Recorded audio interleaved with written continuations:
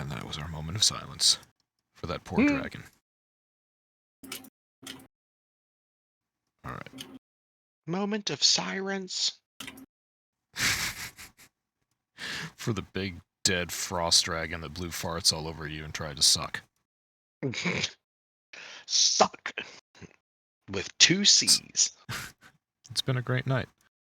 Mm-hmm. Alright, hello everybody. Welcome to Church of Chonkwij podcast.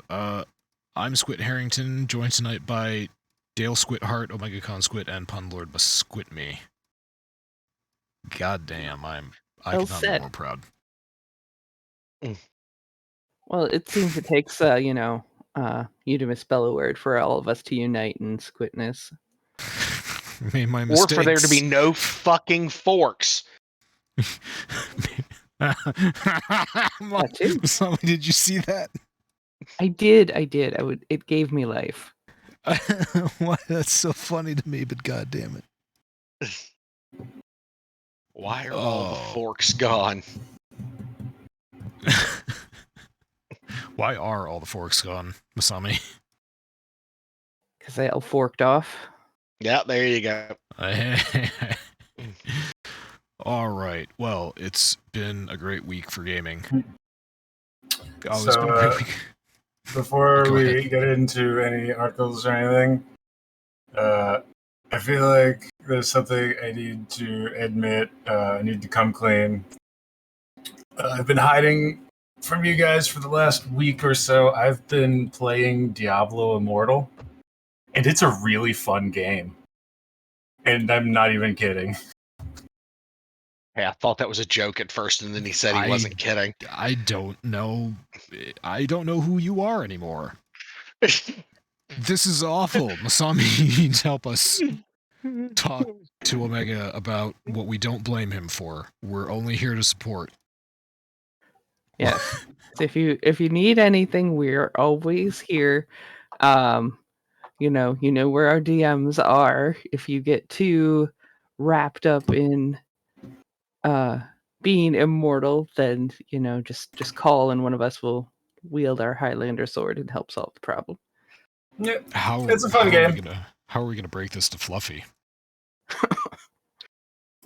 Oh, he's one of the only people other than Linus who knows. Oh my god! Fluffy! Fluffy, how could you? You fuck! I can't believe Fluffy didn't tell me! Betrayal. That bastard! Betrayal! I wanted to get some hours in so that to increase my chances of getting in on the next round of beta testing for Diablo 4. And I figured I'd play it for a little while, and it's legitimately fun. And I can tell that I am approaching the point where I'm going to have to pay money if I want to advance any farther.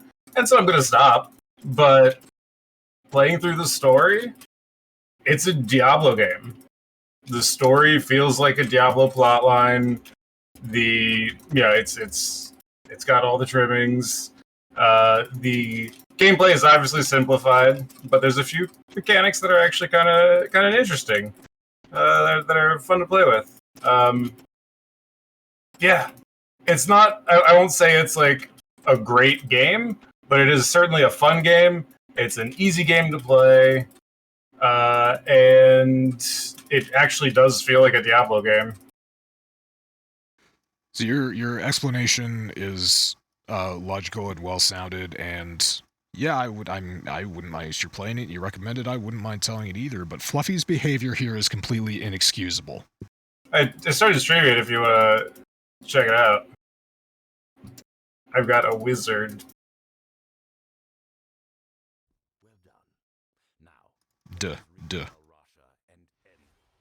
.com. Yeah. .com. What? That's for basically just Omega. .com. What?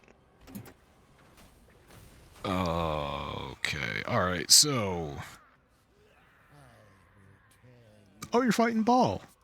That's neat. God, he was. This is one of daily bonus dungeons. Like, the game has for like a games of service model, daily, tasks kind of situation. The game actually does a pretty good job of giving you like things to do every day that, are different. They changes through the different dungeons. That's kind of nice. You get bounties, you get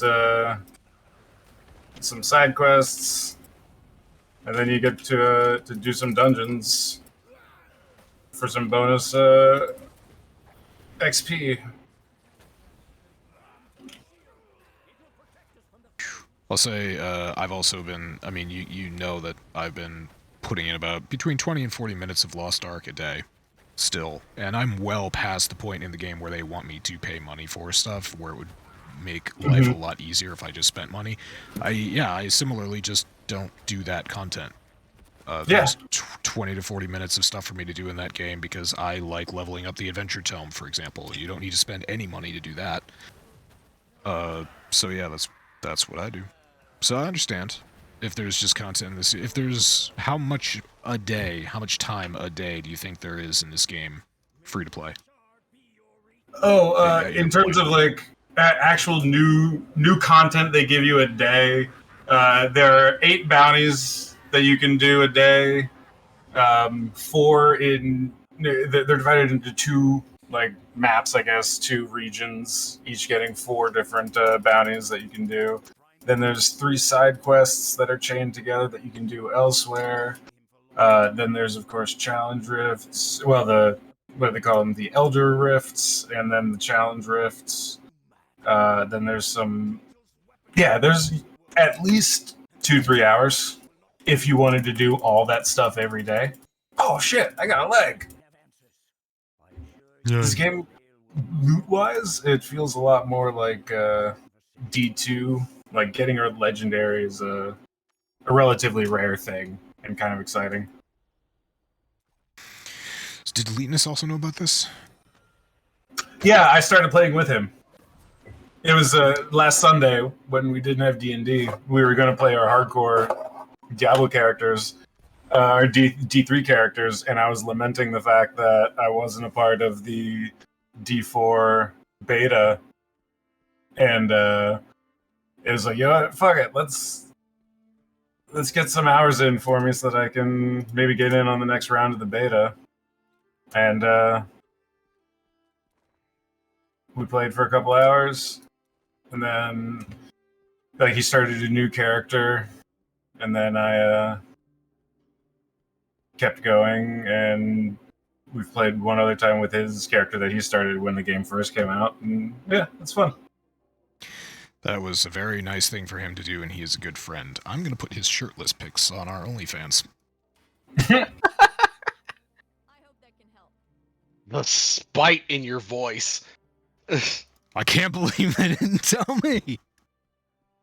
I gotta be honest. Friend. I gotta be honest. Playing Diablo Immortal. I'm not gonna try and convince anyone to play it, but like, I think you would be surprised at how enjoyable the gameplay loop actually is. This is what DARE teachers warned us about.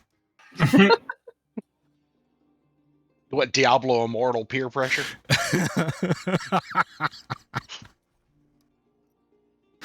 Oh my god. Alright, speaking of peer pressure, Warframe cross-platform appears to be a thing. Now it's pretty much the norm that Xbox players and PC players can play together. I just put this Warframe tweet up here because, DE did say some time ago that they were going for cross-platform play, and they have delivered on part 1. So they say that they will continue with it. Next up is PlayStation, but they are testing it as they go, and future platform tests will occur at the discretion of the dev team, quote unquote. So there you go. That's kind of neat. What's been bothering Omega and I just a little bit is the annoying little PC logo next to our names now, the Windows logo specifically. I wonder if there's a Mac logo too. Is there a Mac version of Warframe? I don't think so. It's not supported on Mac or Linux, to my knowledge. I don't think Linux. So. But yeah, it's really dumb. Why? Like, I don't fucking get it. Every player now has a logo next to their name, whether they're playing on Xbox or PC. Like, just integrate the player base. I don't need my video game platform pronouns on display.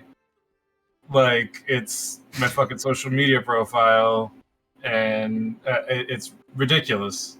I don't care. It's just annoying seeing that logo everywhere you see your name. You see it in missions over people's heads. You see it. It's ridiculous. Yeah, I hate that I might actually have to say this out loud, but when I say PCMR, it's as a joke. That's a meme. I don't need the Windows logo. It's totally fine to just put everybody in an even keel. Omega and I were actually talking about this.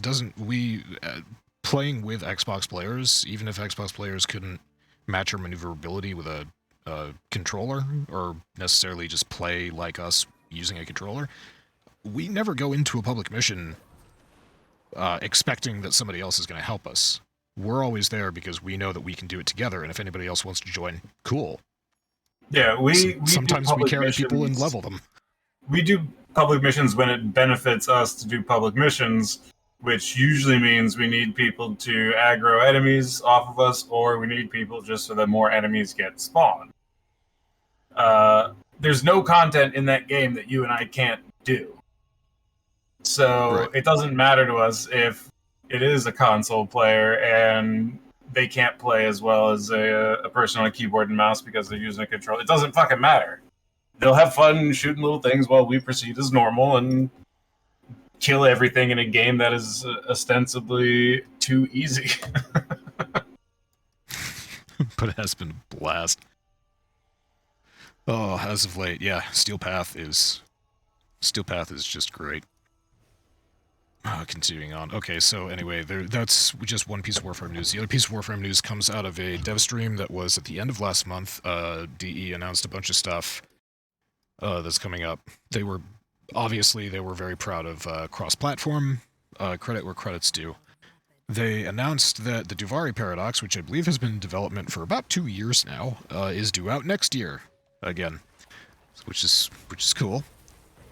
But before that, I think at the end of this year, yeah, soon TM. Just because Steve is working on something else doesn't mean we lose soon TM.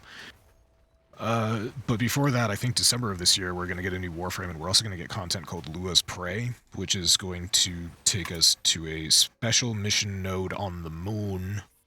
The moon! Where we will have some new mission types to do. There might even be a hub. The Duvari Paradox might launch off of the moon.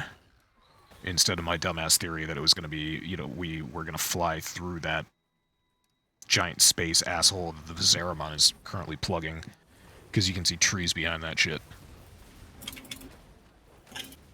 It's just like, let's step into there. Yeah, it'll be interesting to see what they do. Looking forward to some interesting new Lua lore. Yeah, they do. The way that they've set this up makes me think that this is going to be a quest. There will at least be a quest to unlock this, so some new lore in there would be welcome. But yeah, that's the big thing that we're looking forward to. Also, a new Warframe at the end of the year, but, I have a hard time getting excited about new Warframes. I just got Gyre.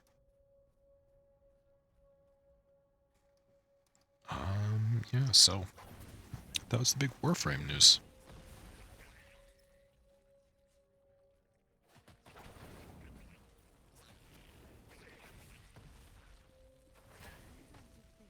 Oh, does anyone want to talk about the Helena Taylor drama? The thing that's still going on? Oh god, is there more going on? I don't remember what the latest was. Yeah, this is just pure drama. Where actually, you know what?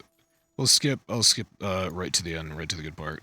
Jennifer Hale, who's the new voice of Bayonetta, tweeted out, "Hi, I voice Viola in Bayonetta 3. I'm never going to shut up about it, so let's..." Oh, no, sorry. This is Anna Brisbane that was retweeted by Jennifer Hale. Hi, I voice All right, Viola in that's- Bayonetta 3, and I'm never going to shut up about it, so let's play the game already. And donate to Trans Lifeline. So yeah, this was retweeted by Jennifer Hale, who herself is the new voice of Bayonetta. Well, yeah, what's significant about it is that it has recently come out that the woman who was the original voice, who there was all the drama with, and the whole situation that started all this, turns out that she follows and has retweeted in the past some shitty people, including some anti-trans people. So that's why the subtle note about trans people in the post is there, and why it being retweeted is just kind of funny. I love it when voice actors and game developers get subtle digs in at each other. Because it is a level of petty that I strive to be at one point in my life. Because it's like high school children bickering, and it is fucking hilarious. Just at But one point. in this case, I am firmly in agreement with everybody but the girl who, whatever her name was.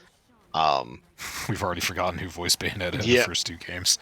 Yeah, I'm firmly against everything that she did because she literally lied by omission. And that shit pisses me off to no end. Yeah. Yeah. So, why not raise money for a Trans Lifeline? Yeah, if you do want to boycott the game or you don't want to boycott the game, why not go put Trans Lifeline a few dollars? Why not? But yeah, there was a lot on that all weekend long. Okay. I just like right. a good bit of passive aggressive fuck you. Like that's really all. I just like the passive aggressiveness of it all.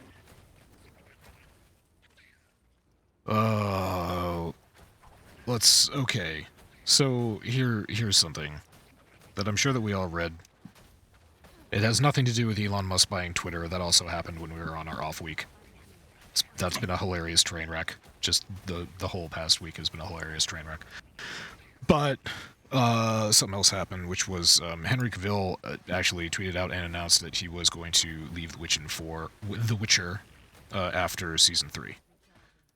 So this got the internet all in a fluster for a week. So the Witcher's dead after this season, basically. Oh, but come on. Why, you're not even going to give season 4 a chance, starring Liam Hemsworth, everyone's favorite Hemsworth? Yeah. Yeah, that's not happening. I'm curious. I haven't even watched the first 2 seasons of The Witcher yet. I need to. All right, Masami, what'd you think of the first 2 seasons of The Witcher? I liked him. I thought they were pretty darn good. I'm not. I have seen all 10 episodes of the Jeffrey Dahmer thing. Does that make me weird? No. Makes you the average Netflix watcher. I am not ready to like write the show off. I'm gonna see season 4. I'm curious what they do with season 4. But this might be the sort of thing that just sort of divides a TV show between, the first 3 seasons where Henry Cavill is obviously, this is his passion project, and after season 3, that's gonna be like the new dividing line. Before season 3 or after season 3? Well, yeah, of course. I mean, it's going to be a drastically different show. It's honestly a little ridiculous to think that they can make a change this drastic and actually have it survive, like to have the show survive. Especially when Netflix has been, throughout its history, just so quick to cancel fucking anything that even when they seem to be doing well, I just find it interesting that they're going for such. I mean, it's their flagship show and whatnot, but like, it's not gotten a lot of good press lately with this whole thing. And I mean, Henry Cavill was the Witcher. Like the character is so much him, and he's put so much into it that I don't know if it can be separated and just given to somebody else. Well, it would be like, and I really, really love that I get to make this comparison right now. It would be like Disney taking somebody else instead of Robert Downey Jr. and making them Tony Stark. It would not work.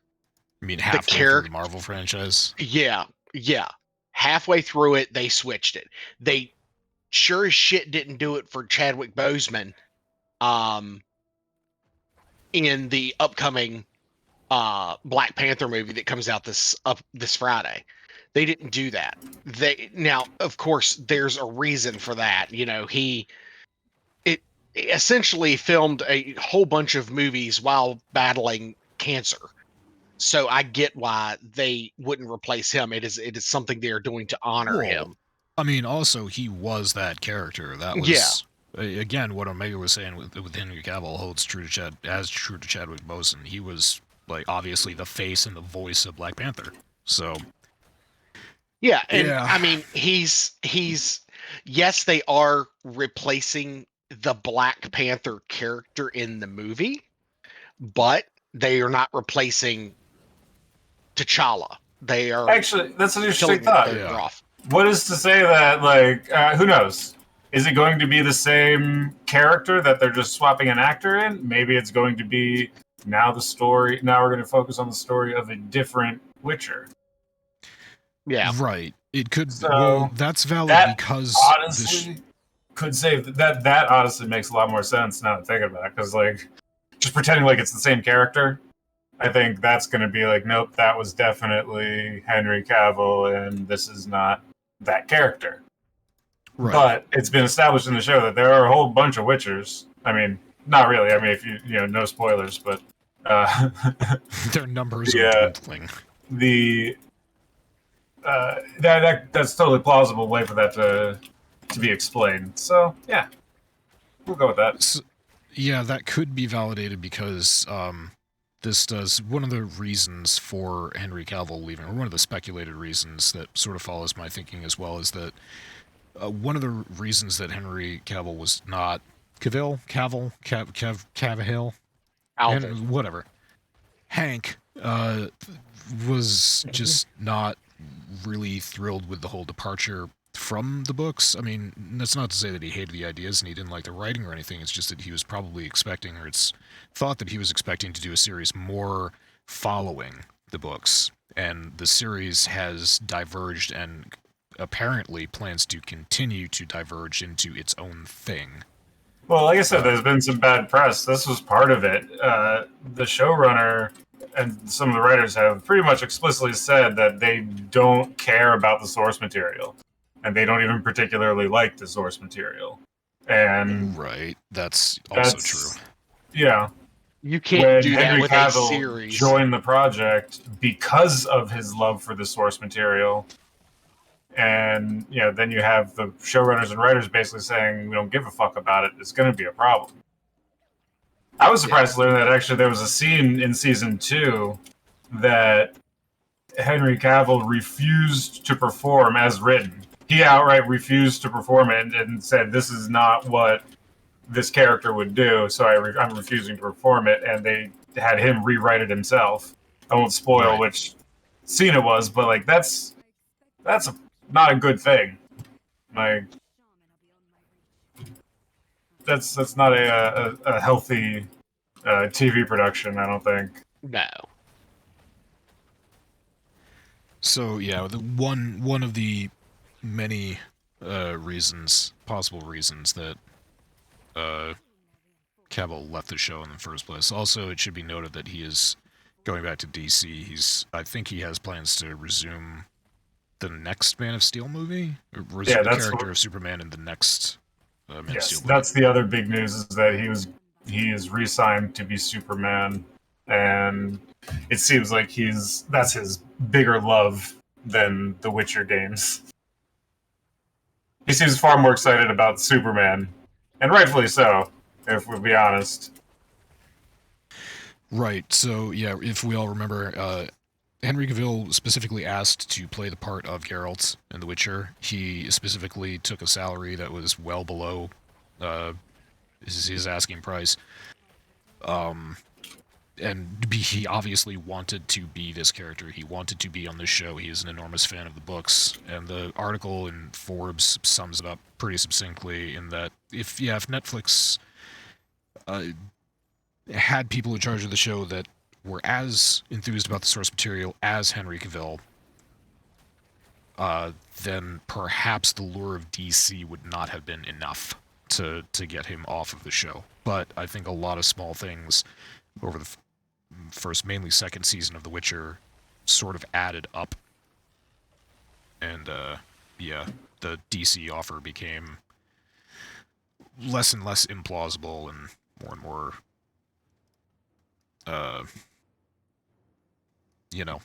good, attractive.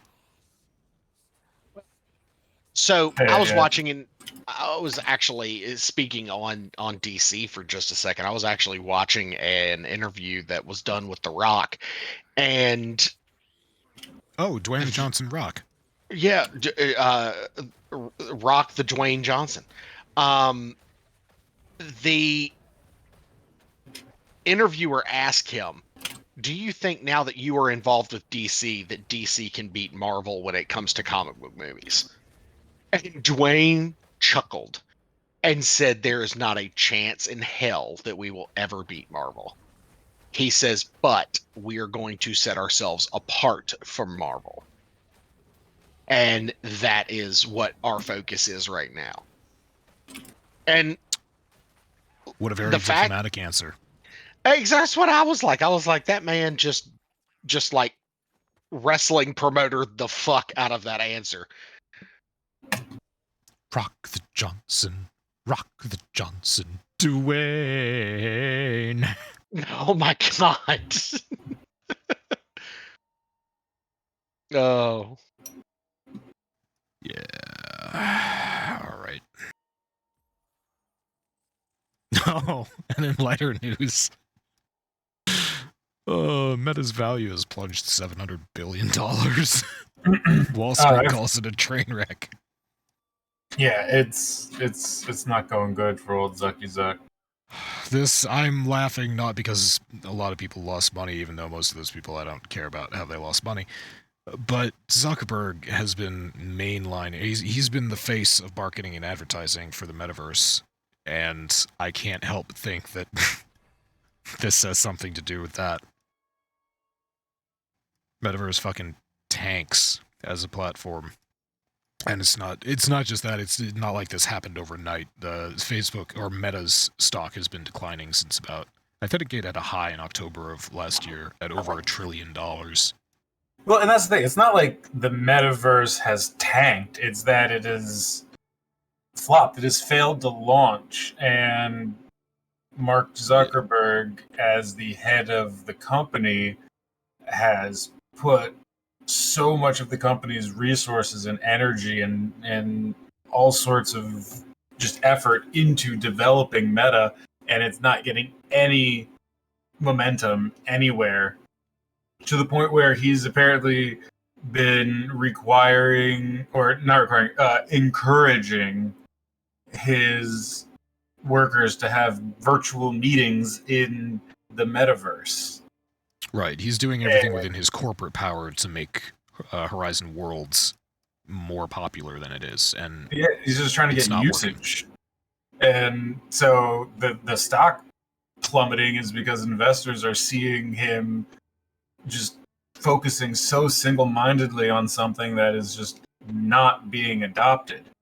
Now, I got mixed feelings on it, because investors are incredibly short-sighted, and to them that means it's, they don't see it making money right now. But like, I think every single one of us acknowledges that one day virtual reality is going to be a very real thing.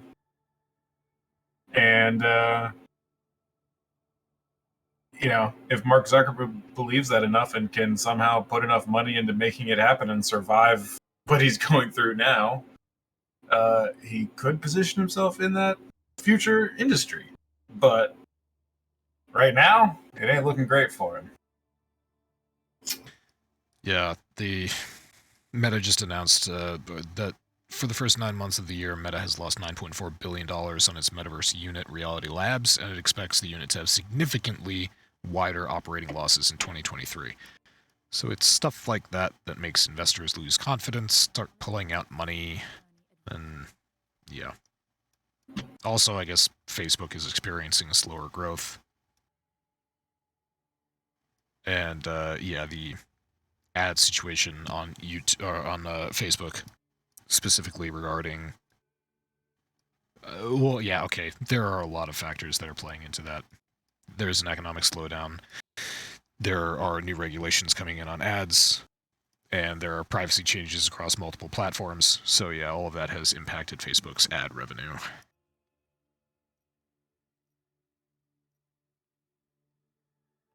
Oh, but $700 billion. Good lord. No, I mean, I can't even wrap my head around losing that much money. it's worth saying, though, Facebook isn't the only social media platform in turmoil right now with all the shit going on at Twitter. Don't forget about that.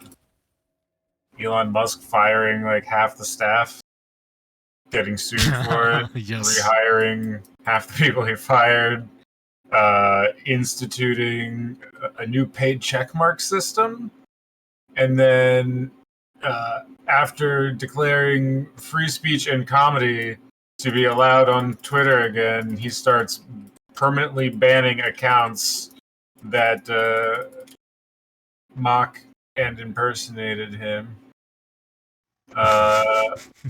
And I saw the most recent. Apparently, since he's taken over, Twitter has lost over 1 million users. You know what? He's doing great. He's really having at it. Oh my god, I talked about this a lot, but he's like, I'm firmly of the opinion that he never wanted to buy Twitter. He didn't want to do it. He just got roped into it. He went too far, and he had to pay an outrageous sum of money. He thought he was making memes, but turns out it's not that simple. Can't just be like, oh, I was just kidding. I was kidding. Sometimes you make the meme, sometimes the meme makes you. No, when I offered to pay that much money, I didn't actually offer to pay that much money. It was a joke. Fuck, you mean I really do have to find a Saudi investor? Well, the reason he finally went through it is because they sued him to make him buy it from the shareholders sued him to make him buy it, and if he didn't accept, he would have had to go through discovery, which would have let them comb through all of his finances. So he decided to buy Twitter.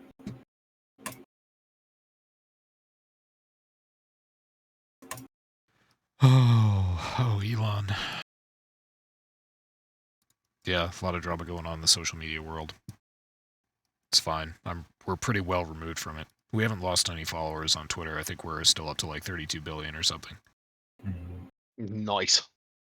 Yeah, we're good. We're solid. Elon doesn't follow. Elon unfollowed us, actually. Oh. Yeah. What are you going to do? I bet he still watches the podcast, though. Oh, I know he does.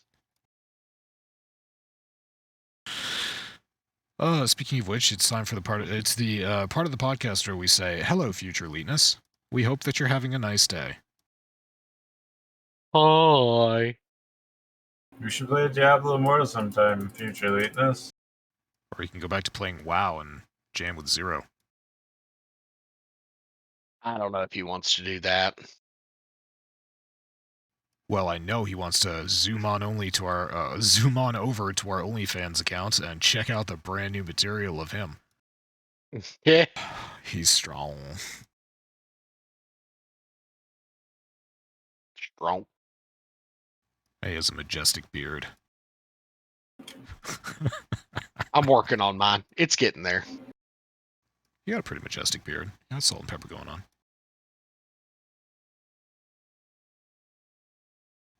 Masami has Masami has a majestic beard too. Kosen's a real sweet guy. That was an awful joke. I got nothing.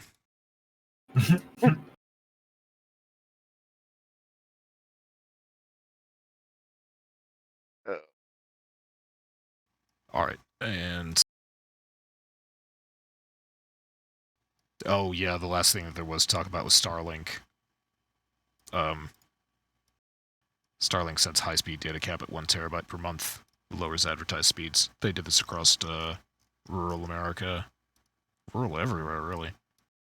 Recreational. Okay, so no, that's the wrong one.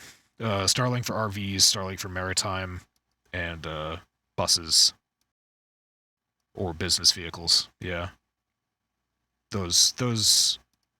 That's not a nice thing to do to people who rely on mobile internet. Ping time is through the roof here too. I was looking at some of that. Can you imagine trying to play Warframe with a between 70 to 90 millisecond ping?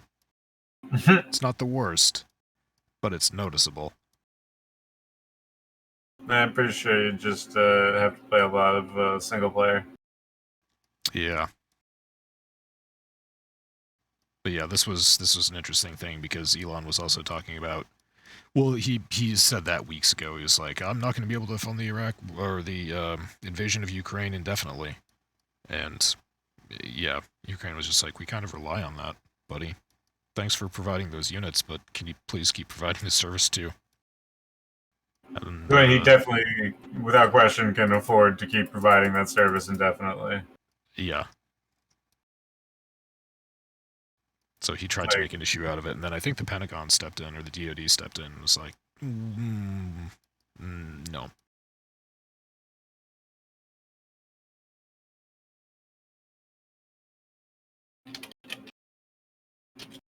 But that was the last thing. All right.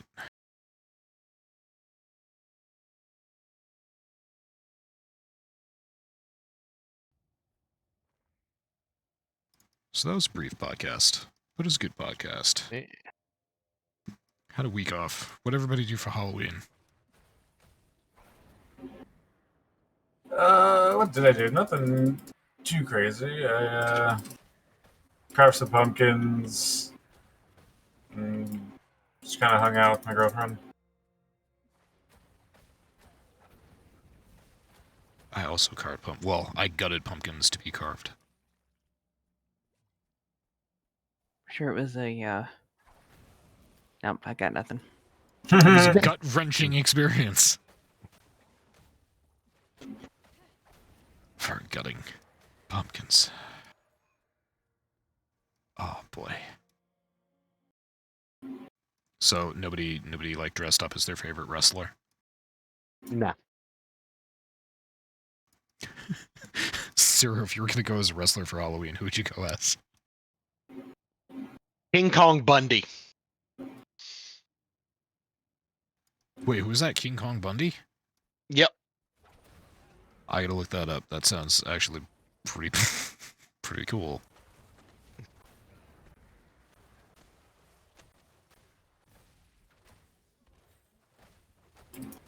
Yep. Oh King my Kong goodness. Bundy. Yep.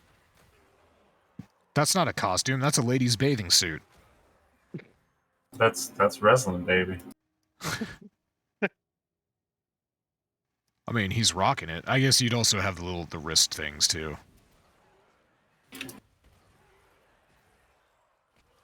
Masami, if you were gonna go as your favorite wrestler for Halloween, who would you be? Let's see here. Given that I absolutely don't know wrestling whatsoever, and I'm going to have to go off of the few names that I've heard other people say, having no other context, I'd say I'd rather, be between a rock and a hard place. Bye. Oh. Meh. You know what? I would Honestly, though, I would dress up as John Cena and just not go to parties and then say I was there. That's got to be one of the cheesiest ways to get out of a ditching someone's party excuse, or to just make up an excuse to be like, I was there. I was dressed as John Cena. And then you do the hand wave. Isn't he from Boston or from up in the Massachusetts area, or is he John Cena? Yeah.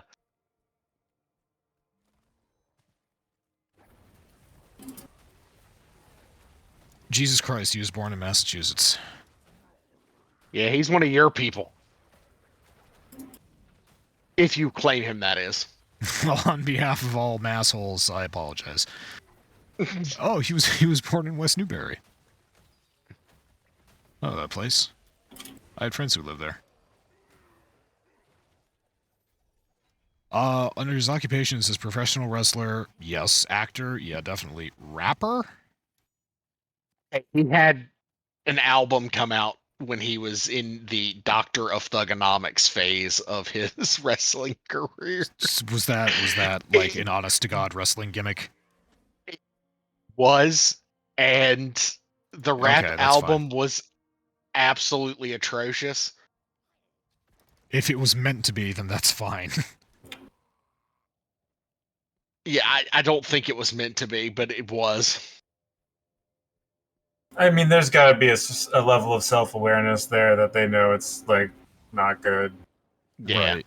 But part of being a wrestling personality and having a ridiculous bit is just sticking to it and just committing to the bit.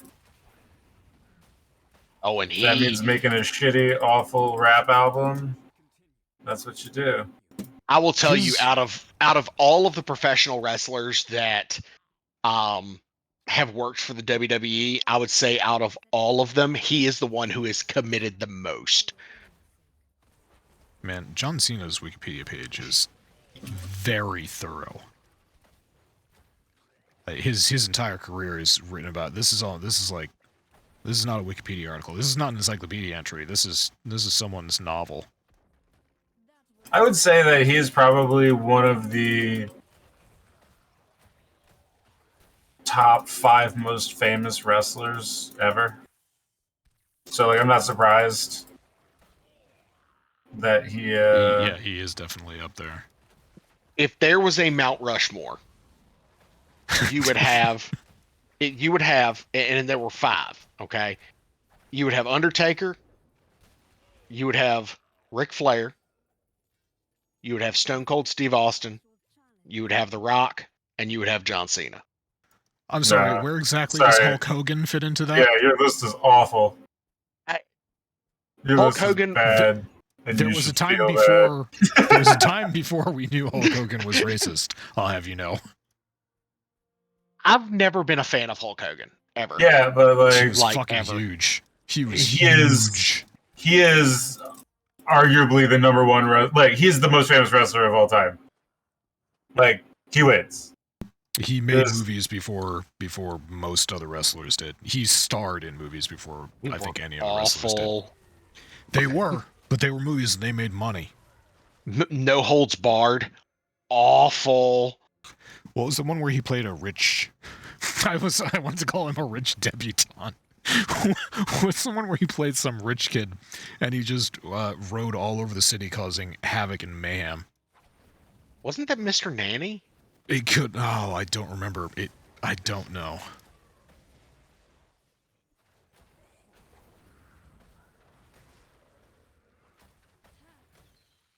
Thank you, IMDb. Thank you, IMDb, for always having my back. Zero, I think your list is far too much the list of someone who's a serious wrestling fan. And I think you're right, because when I think Mount Rushmore, I think of people who have made a massive impact on the industry itself. And while yes, Hogan was popular, and he was part of that. He was the head of the rock and wrestling era of the 80s and early 90s. Ric Flair I made famous being a heel and but Hollywood Hulk Hogan, not Hollywood, before he was Hollywood, Hulk Hogan is the person who shepherded wrestling into the mainstream.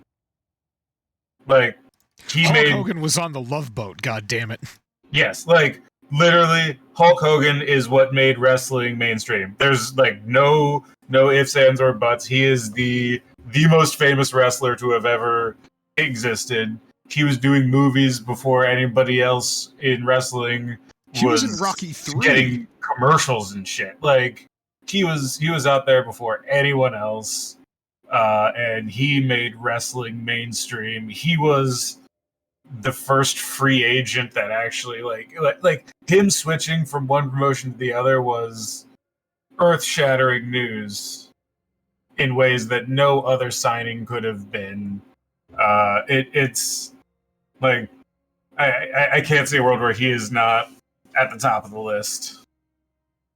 Stone Cold definitely also on the list. The Rock. I'd say it's Hogan, Stone Cold, The Rock, Brock Lesnar, and John Cena. That's my top 5. The movie that I was thinking of, by the way, is called Suburban Commando. It was made in 1991. Oh, nice. It's god-awful. I don't think you can set any Mount Rushmore of professional wrestling without having the Undertaker up there. And the reason like you're doing this like masturbatory Mount Rushmore thing. I'm saying most famous. Well, I mean, look at the Undertaker. He is the most enigmatic and famous, one of the most enigmatic and famous wrestlers of the last 3 decades. Wait, there's the guy who got on t-shirts. All the people that I listed make as much money in a year that he's made in his whole career. Might not be just, but Hulk Hogan did do 4 Thunder in Paradise movies. Oh my god, those were awful too. But he was on Baywatch. You're not making it better, Doc. It's not getting better. It's getting worse. I mean, Taker's career was it was without a doubt one of the longest, most impressive careers. And you're absolutely right. What he was for the industry and the WWE as an organization in particular deserves an incredible amount of respect. And he is definitely, I would say, a Mount Rushmore like person or character. But just purely in terms of just fame and who was the biggest celebrities, just in that sense, yeah, I think he was more of a fan favorite and thing that people knew about, but like they didn't go to movie theaters to see him.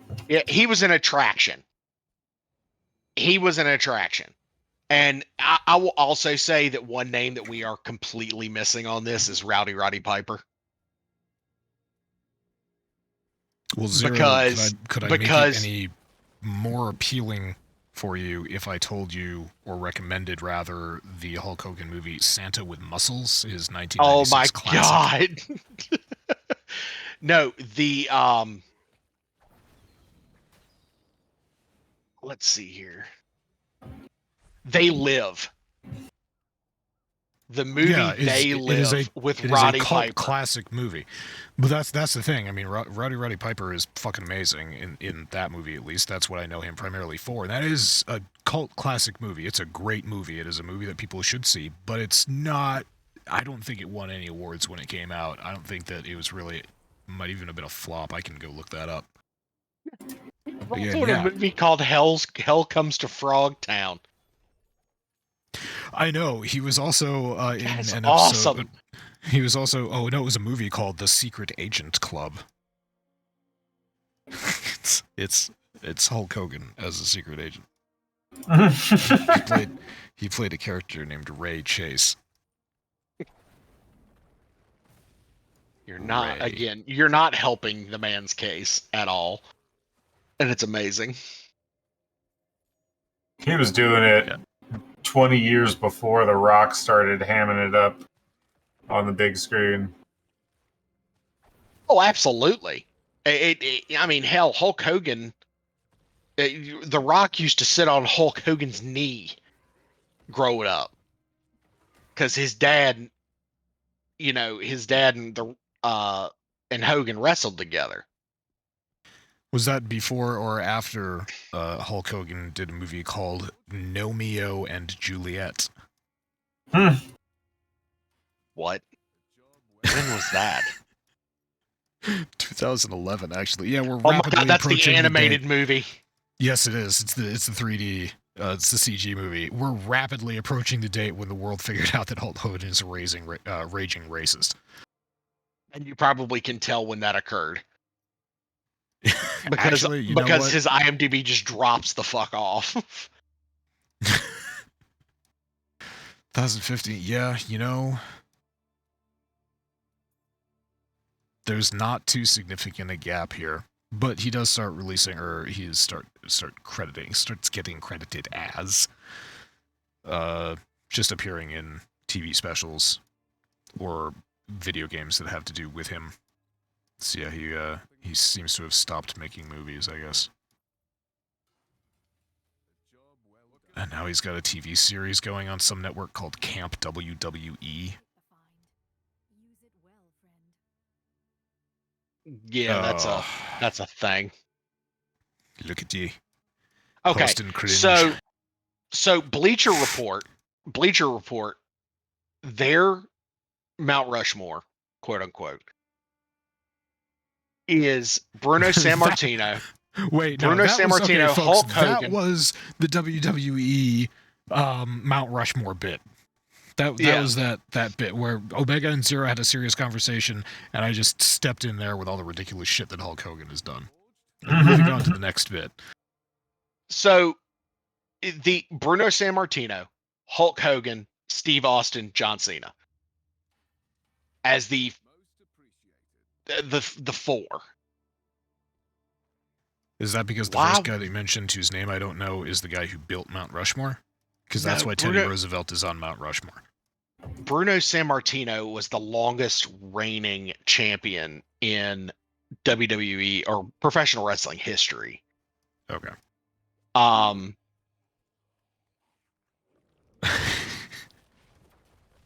Yeah, he was champion from 1963 until January of 1971 when Ivan Koloff beat him. This podcast has gone completely off the rails. Yeah, it has. Doesn't it always, though? It usually does. I mean, it just doesn't result in me looking up Hulk Hogan's IMDb profile. I mean, we haven't even the good news is we haven't done any election coverage on election night, and I am proud about that. we have undertaken a great undertaking. Oh my God. Yeah. Yep. So there's that. I don't even know. I turned on the news and there was nothing but election coverage, and I was looking at the bottom of the screen, looking at numbers and percentages of people who are ahead, and then it says, just in very small text off to the left, the percentage of the state that's reporting in. And it was like 1%, 8%, 4%. Like, this isn't telling me anything. So yeah, we'll wake up tomorrow and find out all about it, I'm sure. By the time this podcast is up tomorrow morning, I'm sure that you will have more election results than we have right now, or your money back. But yeah, anyway, thank you everybody for joining us on the Church of Chonkwij podcast. If you're still listening, you're a champ. And yeah, we'll see y'all next week, when we all might be playing Diablo Immortal, because peer pressure is real, kids. Peer pressure is real. Don't do drugs. Stay in school. That way you can go to college and do drugs. Night, night. Penis. Fuck Putin. Bye.